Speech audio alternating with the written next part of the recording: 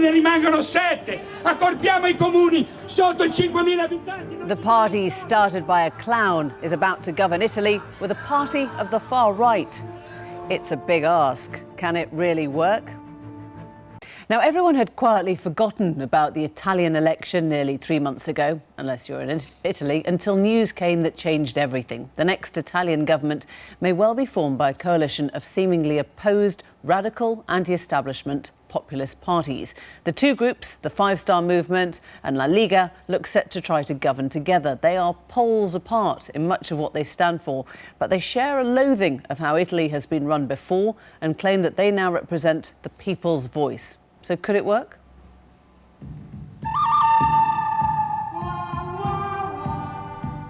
The Italian election 2018. It was the gunfight that ended with no clear winner. Those still standing are now left trying to patch together an awkward method of survival.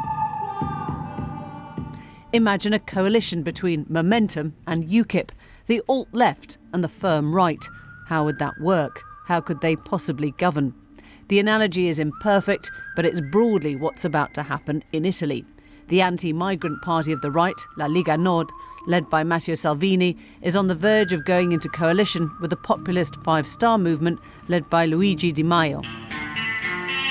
Five Star has only ever contested 2 elections, but it secured 33% of the votes this time, more than any other party.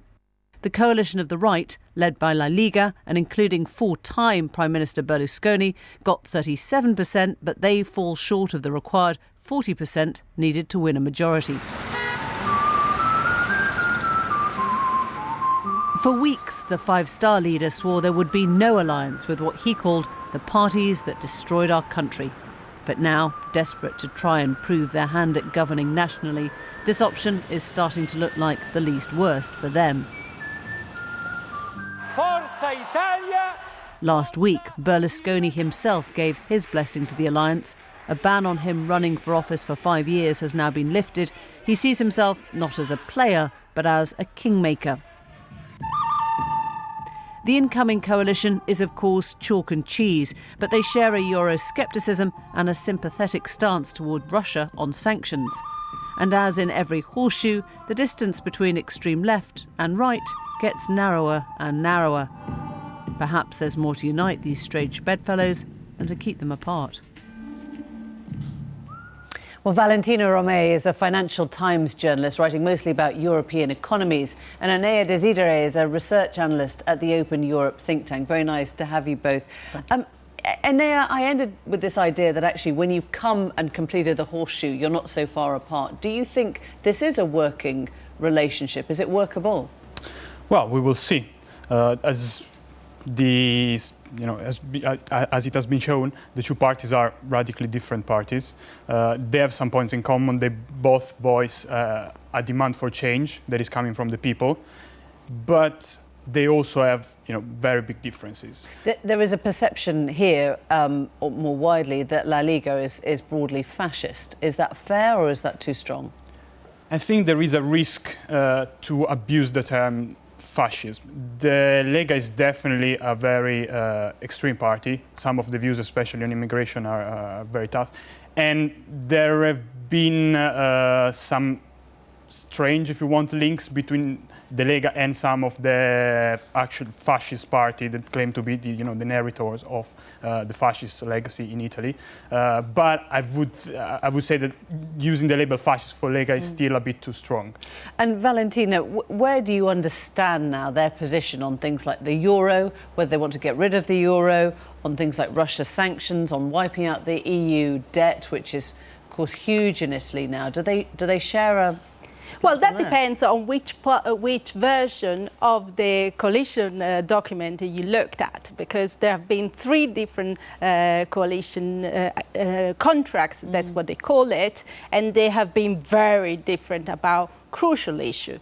The final one that was released today, it's can be summarized like more spending, basically. More spending because there is spending on a basic income, spending because there is changes to the pension reform that become laxer, and there is spending, more funding for the police forces, and so on and so forth. And on the other hand, you have fewer tax revenues. That's what is expected from the policies that are in the latest document, because there is a freeze for a tax hike that was planned for next year, and because there is the proposal of a flat tax that is not actually planned. Okay, yes. So the spending comes from this idea of a flat tax. I mean, where do they think they're getting the money from for all this? Well, the document says that they will get more money from the reduction of waste of public money, but obviously this is a kind of a tricky thing to do. And in terms of their position on migration or on deporting, I mean, do they share a similar platform there? They want to get rid of hundreds of thousands, right? Well, the goals to some extent are similar in the sense that they have both pledged to increase the number of repatriations, to speed up the process for asylum requests. The means to achieve this, though, are, I would say, quite substantially different in the sense that Lega is much cruder and much harsher in the approach that it takes. The Five Star Movement is much more attentive, if you want, to humanitarian concerns. I mean, is Italy prepared for this? Is the EU prepared for it? This is proper populist government in Western Europe, which is sort of in a major economy. Because we have seen problems before. The European project has been called in doubt before with the Greek election in 2015. But that is a totally different matter. I mean, Italy is the EU fourth largest economy. It accounts for 11% of EU GDP. Solving the Italians' debt problem is a totally different matter than sorting out the Greek debt problem. So is your sense that the EU itself would be terrified by this, or that these parties will end up changing and reforming the EU? Well, there is, I believe, some worries, and I think rightly so, in Europe, seeing all this situation and this possible coalition government.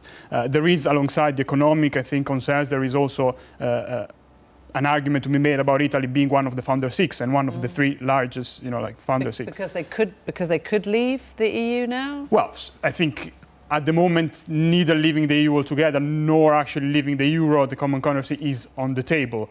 But I cannot completely rule out that should the economy turn really bad, in the future, then probably the two parties will, blame the Eurozone architecture for the problems, and then they might, start even calling for, in say, 5-10 years, for Italy to leave the current. And Valentina, there's two missing pieces to this now. One is a big character we haven't discussed, Berlusconi. Does he still have an influence in Italian politics? And the other is the missing character, which is they haven't chosen a prime minister.